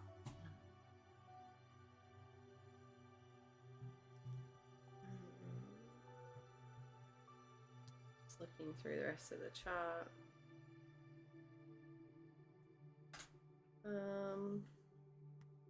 What I say, the 10th to the 11th, and the next day, anything major moving signs are happening. I mean, we have so many different, especially the moon. The moon changes signs every 2.5 days. So the moon, 2 to 2.5 days. The moon's making so many aspects as it moves through each sign. So there's squares and trines and conjunctions and minor aspects as well as major aspects constantly happening throughout, every single day. But they're because depending on how fast the planet moves as to how long it's going to be lasting, and the moon moving so fast, it's short lasting aspects, and these things have to be hitting somewhere in our own chart as well to be able to then bring an event or something to actually manifest or come out or be presented in our life from these energies. So I think I'm going to leave it at that so I can quickly go through each sign. So let me just go back to the exact moon. So here we go. So we've got that full moon. So if we look at it for Gemini, we'll go from the start. Okay, so for Aries rising people, that full moon will be in the second house. Third house. So the third house is all about, so we're talking about a culmination, a completion, an ending point. It may be a harsh emotional ending or completion, or really passionate and fiery, but can be harsh and reactive. It may, and because Saturn's there, it could be, after a long-term commitment, some things like coming to that completion, that ending where we can feel emotionally excited and passionate about the ending and completion of it, because those two are there. So I'm just going to quickly go through each house and not try and explain too much because it'll take too long. If you want more information, you can always book reading with me, like I said, especially if you're feeling intense energies and affected by anything going on, or need that directional guidance or whatever it is. Completion, ending, culmination,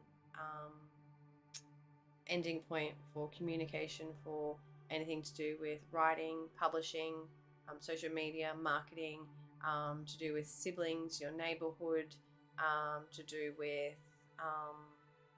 your mind and mindset, your thoughts, your thought processes, any kind of short-term learning, short courses, any kind of short distance travel.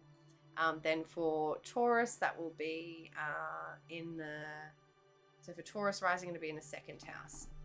So the second house is all about our completion, finalization, ending, culmination point around finances, money, self-worth, your confidence, your skills, your abilities, your security, maybe insecurities, and it's more 8th house, but yeah, your security and what you need to feel valued and worthy and all of that, basically.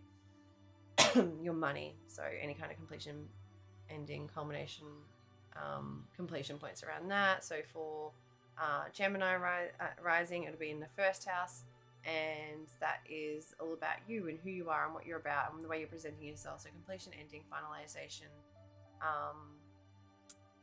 completion point around something around you and who you are and the way you're putting yourself out there and presenting yourself. So it could be around you marketing yourself, you as a salesperson, you as the media person, you as the writer, the communicator, the speaker, the talker, the messenger, the information that you give and share, something around that, possibly around the mind and the mindset and about who you are.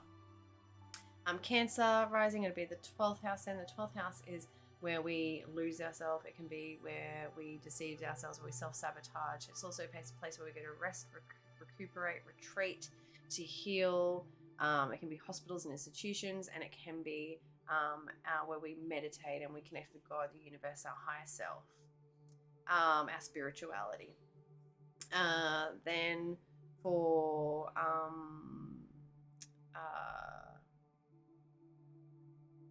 Leo rising. So for Leo rising, it'll be the 11th house. That's our friends, friendship groups, friendship circles, completion, culmination, ending, celebration between friends, friendship groups, friendship circles, your social connections with communities, organizations, what you're doing for the bigger, high picture purpose, that are things that are like humanitarian or that are for collective or for the people. And then we've got Virgo rising. So for Virgo rising, it will be in the 10th house. All right, hang on. I don't want to lose this now. 1, 2, 3, 4, 5, 6, 7, 8, 9, 10. Yep, so Virgo rising, it'll be in the 10th house. So the 10th house is your career. So completion, culmination, celebration, ending point around your career, your public reputation, around what you're building, what you're working towards, around anything to do with like your work, your career, your job, and probably Saturn there too. Could be something around like and the sun, the father, with authority figures, some completion, ending point around your legacy, what you're building and creating in this lifetime, something around that. Pardon me, sorry. And then we've got Libra rising. So for Libra rising, then it will be in the 9th house. So the 9th house is our beliefs, it's our ethics, it's our higher education and learning, our philosophy, it's our long distance travel, our connection with like other cultures and things that are far away and that are different to us in a sense. So, and it can also be marriage, so completion, culmination, celebration, ending for any of those sorts of things. And then we have Scorpio rising. So for Scorpio rising, it'll be the 8th house. 2, 3, 4, 5, 6, 7, 8. Yep, 8th house. 8th house is where completion, culmination, ending, celebration around something to do with trauma, healing, around sex, intimacy, around power struggles, control, around anything to do with death, rebirth, transformation, change, around your fears, around anything to do with other people's shared resources, other people's resources and money, finances, banks, inheritances, insurances, taxes, loans, any of those sorts of things, your partner's money, that sort of thing. And then we've got Sagittarius rising, so then it will be the 7th house, which is relationships, your partnerships, how you relate with other people. So completion, culmination, celebration, ending point somewhere in there. Then we've got Capricorn rising.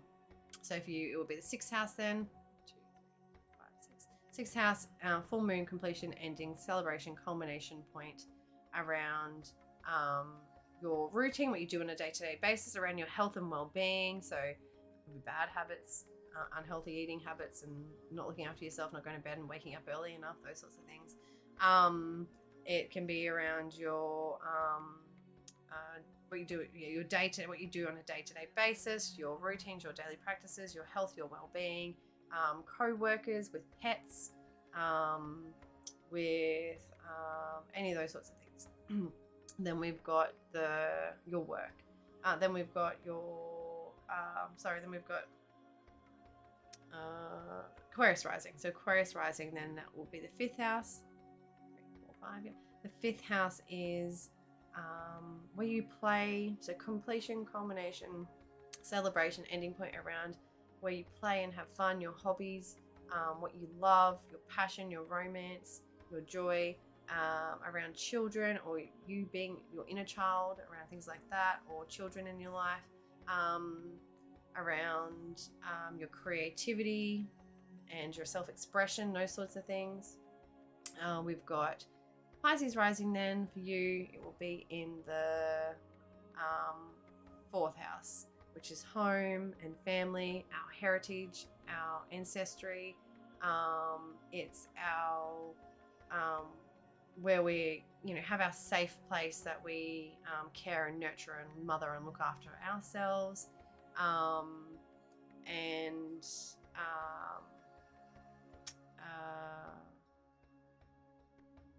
Basically just anything around the home and the family, and where we nurture and care and support and look after ourselves, and self-care and the mothering of ourselves and us as a mother and all of that. The 4th house, our ancestry and our heritage and our family, all of that comes at some completion, ending, celebration, culmination, ending point within those things for Pisces rising. So that's it. I think I did every sign. If I missed someone, sorry, comment and tell me and I'll do a little quick write-up for you. Otherwise, look out for my 2 tapping videos that I'm going to put out. I'll record them after this and then put them out on YouTube this week, and maybe on Instagram as well. We'll see, or at least share them there. Make sure you follow me on Instagram. I try and post daily, but if not every couple of days at least, to let you know what's going on with the planets and what's happening in our lives and how the astrological energies are affecting us. And also make sure you follow and like on YouTube, Twitch, wherever you are watching and listening.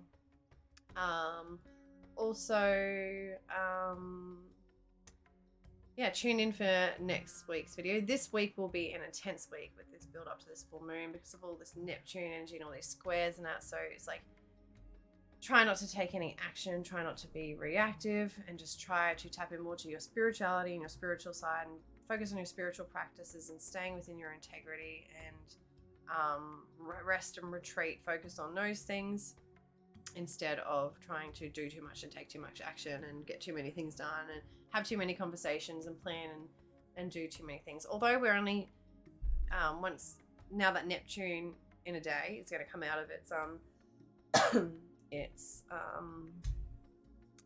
retrograde, and we're going to only have what do we have left?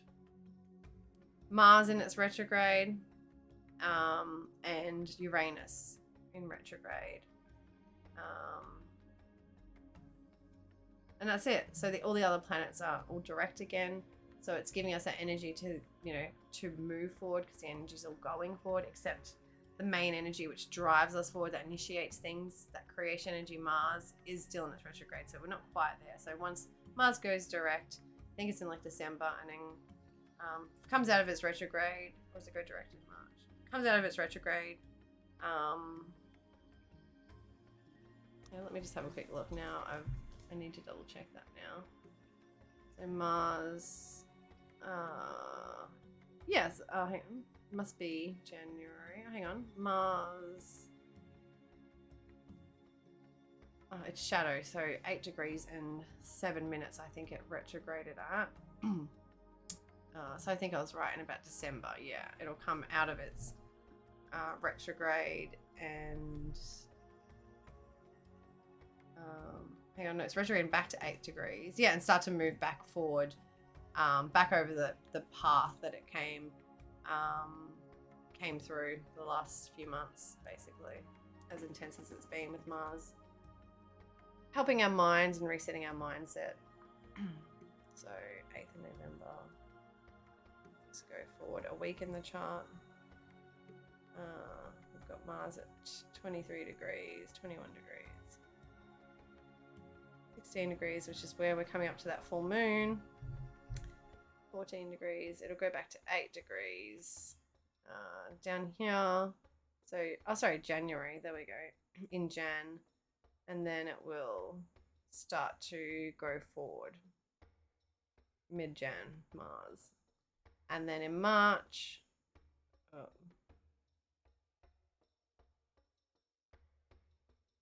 it'll be coming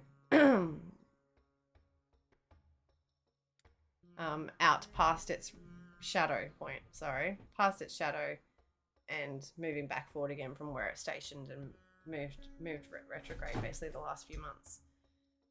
So yeah, so quite intense. Yeah. All I can say is what I usually do. Take care. Don't be reactive. Have a great week. If you need any further guidance, reach out to me, book a reading, or follow me on Instagram and connect with me there.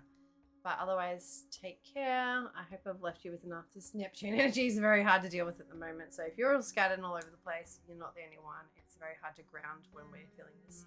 So much going on with Neptune. You know, it's not very good energy for focusing, especially when Mercury's not in its best sign. It's in that Neptune energy and it's in detriment. So, yeah. All right. Take care. Have a great week, and I'll talk to you soon. Bye.